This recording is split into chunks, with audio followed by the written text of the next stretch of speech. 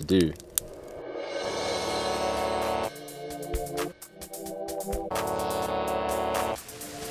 With a fresh rainfall and a slight increase in water flow, the team was presented with the opportunity to attempt one of the most spectacular falls in the Pacific Northwest.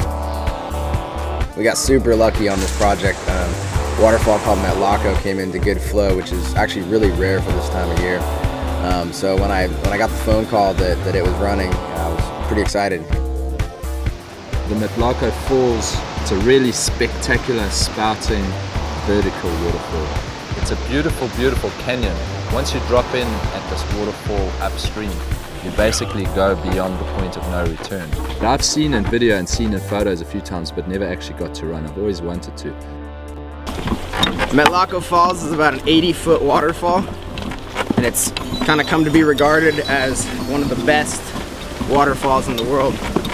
The reason for that is because although it's a huge drop, it sets you up really nicely for going straight down with the water. So definitely a little bit nervous at the moment, but pretty confident that we're going to be able to stick the line.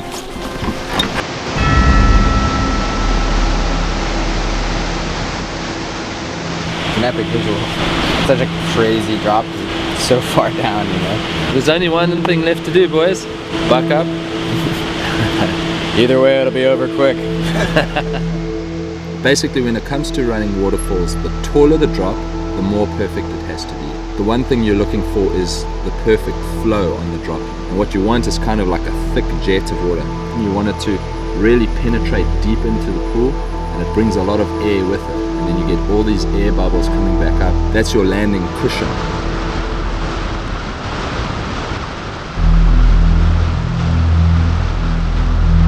And we could see when we scouted it that the water was a little on the low side of good.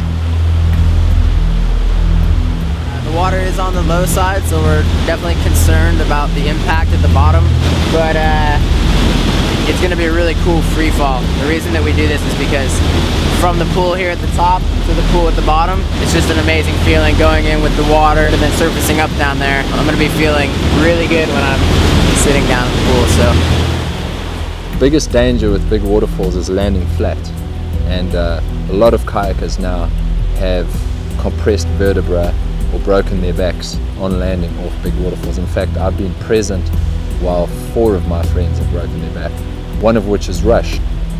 I couldn't stop thinking about when I broke my back down in Argentina, which was actually on a similar drop, a similar volume. It's really unsafe. It gives you that really sinking feeling in your stomach, you know? I think that the impact of hitting the bottom here with the paddle in your hands is going to rip your thumb off or pull your arm back or hit you in the face. So I think that tossing the paddle is the way to go here.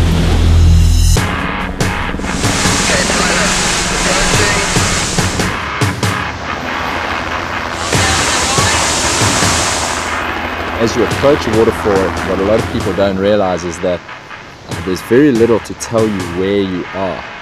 So you're seeing this sort of blind horizon line as you approach it.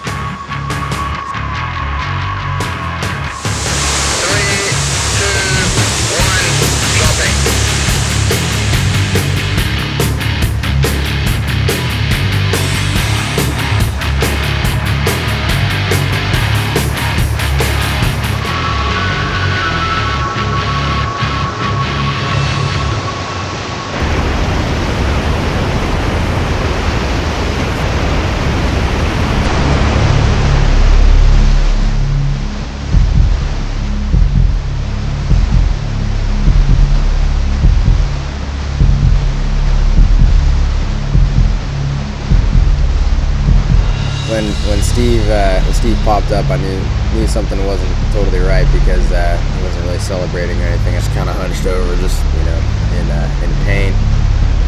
It's just like literally like somebody takes a shovel and just whacks you in the head. I likened it to going to a boxing match and winning. You know, you go boxing, hey, you have a good boxing match, you win the fight, but you still come out with 2 black eyes and a split lip, and you're like, yeah, I won the fight. The No Limit project is awesome for kayaking, and I say that mainly because these are rivers and these are waterfalls that they haven't really been documented that much. And that's kind of true for our entire sport in general. So the No Limit Project was just an awesome opportunity to get some really, badass equipment in here and awesome filmmakers and do it right. We came here with very ambitious plans. I think it's entirely possible that nobody has kayaked all of the stuff we kayaked in such a short space of time. We did the best of the Columbia Gorge in just a few days.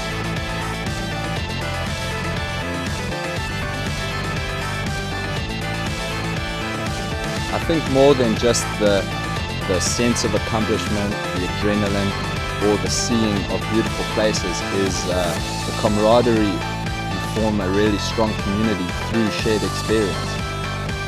And it feels pretty good. Yeah, I think I'll go take a nap for a few minutes, maybe not kayak for a few days, and then we'll move on to the next adventure.